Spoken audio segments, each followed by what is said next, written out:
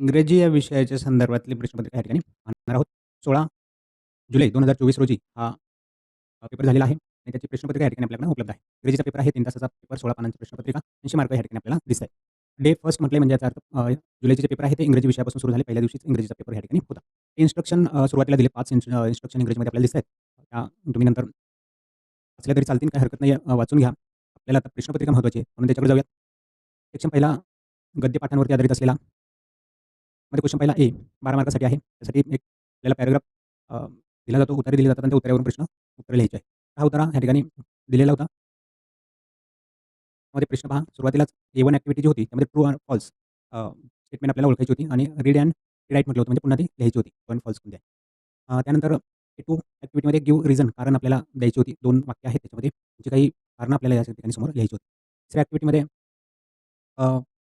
Noted कॉमामध्ये काही वाक्य दिलेलं होतं, काही घटक दिला होता आणि त्याच्या त्या संदर्भातलं स्टेटमेंट जे आहे ते आपल्याला एक्स्ट्रॅक्टमध्ये इंटरप्रेट फॉलोइंग स्टेटमेंट म्हटले त्यावरती आपल्याला माहिती त्या एक्स्ट्रॅक्ट लिहायची होती. नंतर A4 ॲक्टिव्हिटी जर पाहिली तुम्ही तिथं राईट अ फ्यू सेंटेन्स काही सेंटेन्स काही वाक्य आपल्याला लिहायला सांगितली होती. कशावरती? वर ड्रीम करियर तुमचं करियर जे आहे, ड्रीम करियर म्हणजे स्वप्नातलं जे करियर आहे तुमचं किंवा करियरचं जे स्वप्न आहे त्याच्याविषयी तुम्हाला ही वाक्य लिहायची होती. नंतर F5 ॲक्टिव्हिटी आपल्याला माहिती आहे ग्रामरवरती आधारित असते. त्यामध्ये WH क्वेश्चन असं योग्य असलेला दिलेल्या सेंटेन्सचा आपल्याला पर्याय निवडायचा होता. नंतर passive voice from this sentence ह्या वाक्याचा पॅसिव्ह व्हॉईस कोणता तयार होईल? त्या आपण ह्या प्रश्नांची उत्तर विचारात घेणार नाहीत. प्रश्न पाहूयात कोणते येऊन गेलेले आहेत. नंतर डिटेलमध्ये आपण याची उत्तरपत्रिकेचे व्हिडिओ अपलोड करणारच आहोत. त्यावेळेस मला ही सगळी उत्तर मिळतील. 6 ॲक्टिव्हिटी जी होती त्यामध्ये rewrite the given sentence with the appropriate word given in the bracket. काही कंसामध्ये शब्द दिलेले आहेत आणि ते शब्द दिलेल्या वाक्यांमध्ये प्रॉपर वापरायचे होते. नंतर B1 ॲक्टिव्हिटी लँग्वेज स्टडी याच्यात डायरेक्ट आपल्याला माहिती आहे की ग्रामरचे प्रश्न विचारले जातात. त्यामध्ये मॉडेल ऑक्झिलरी कंपल्शन दाखवणारी मॉडेल ऑक्झिलरी या ठिकाणी वापरायची होती. कोणता शब्द या ठिकाणी कंपल्शन असलेला मॉडेल ऑक्झिलरी दाखवतो. ऑलरेडी आपण हे अभ्यास केला आहे मॉडेल ऑक्झिलरीचा अभ्यास केला त्यावेळेस. नंतर दुसरं सेंटेन्स आहे ज्यामध्ये रिटॉरिकल क्वेश्चन आपल्याला या ठिकाणी ओळखायचं होतं करेक्ट सेंटेन्स याच्यामध्ये कोणता आहे ते. हा देखील फार सोपा प्रश्न असतो. त्यानंतर तिसरा प्रश्न to the correct simple sentence ठिकाणी ओळखायचे सिंपल सेंटेन्स कोणता आहे याच्यामध्ये. B2 ॲक्टिव्हिटीमध्ये स्पॉट द एरर आणि रिराईट द करेक्ट सेंटेन्स. ते सेंटेन्स दिल्या याच्यामध्ये जी चूक आहे आपल्याला शोधायची आहे आणि करेक्ट करायची. हे 1 मार्काला आहे, 1 मिस्टेक या ठिकाणी आपल्याला ॲक्चुअली दिसते पण लगेच तुम्हाला लक्षात यायला हवं. नंतर सेकंड दुसरा ठिकाणी उत्तरं आहेत. त्याच्यावरती आधारित प्रश्न पुन्हा A1 ॲक्टिव्हिटी आपल्याला एक डायग्राम दिलेली आहे, वेब डायग्राम कंप्लीट करायची आहे. नंतर पुन्हा एकदा आपल्याला पॉझिटिव्ह इफेक्ट ऑफ प्रिव्हेंटेशन ते 4 पॉझिटिव्ह इफेक्ट त्याचे जे आहे ते दिलेल्या स्टॅकमधून शोधून लिहायचे होते. नंतर A3 मध्ये environmental effect of life in rural या कोणते इफेक्ट आहे ते वाचल्यानंतर आपल्याला कळतं त्याच्यावरती आधारित लिहायचे एक्सप्लेन करायचे 2 मार्काचा आहे म्हणून. त्या पद्धतीने तुमचं अपेक्षित होतं. त्यानंतर प्रोटेक्ट लोकल एन्व्हायर्नमेंट त्याची वेज त्याला सजेस्ट करायची होती.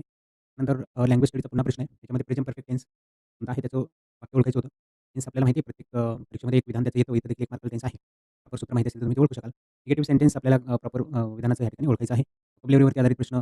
नंतर समरी रायटिंग आहे Bमध्ये. त्याचे काही कीवर्ड पण ह्या ठिकाणी आपल्याला दिसत आहेत. त्या आधारित एक समरी कंप्लीट करायची आहे. माइंड मॅपिंगचा क्वेश्चन आहे. माइंड मॅपिंग विचारलं होतं. Disadvantages of smartphone. अतिशय सोपा मी म्हणेल की माइंड मॅपिंगचा हा प्रश्न होता. तो 3 मार्काला. नंतर पोएट्री कवितेच्या संदर्भामध्ये प्रश्न होता. मध्ये कंपेअर करायचं होतं रिच पीपल, पुअर पीपलच्या काही लाईफस्टाईल. नंतर रिझन विचारलेला आहे. Explain and reason.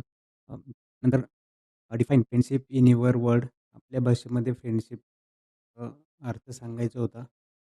नंतर name and explain the figure of speech. Figure of speech विचारलेलं होतं दिलेल्या वाक्यामध्ये कोणतं आहे ते. Compose your poetic line of your own बिझनेसवरती तुमच्या शब्दामध्ये कवितेच्या लाईन बनवायच्या होत्या. अप्रिशिएशन आहे. त्यांनी कवितेचा एक stanza दिला त्याच्यावरती आधारित अप्रिशिएशन आहे. नंतर सेक्शन 3 रायटिंग स्किलचा होता. त्यामध्ये अटेम्प्ट एनी वन आपल्याला माहिती आहे एक अटेम्प्ट करायचा आहे ए ॲक्टिव्हिटीमध्ये. ड्राफ्टिंग ऑफ व्हर्चुअल मेसेज आहे.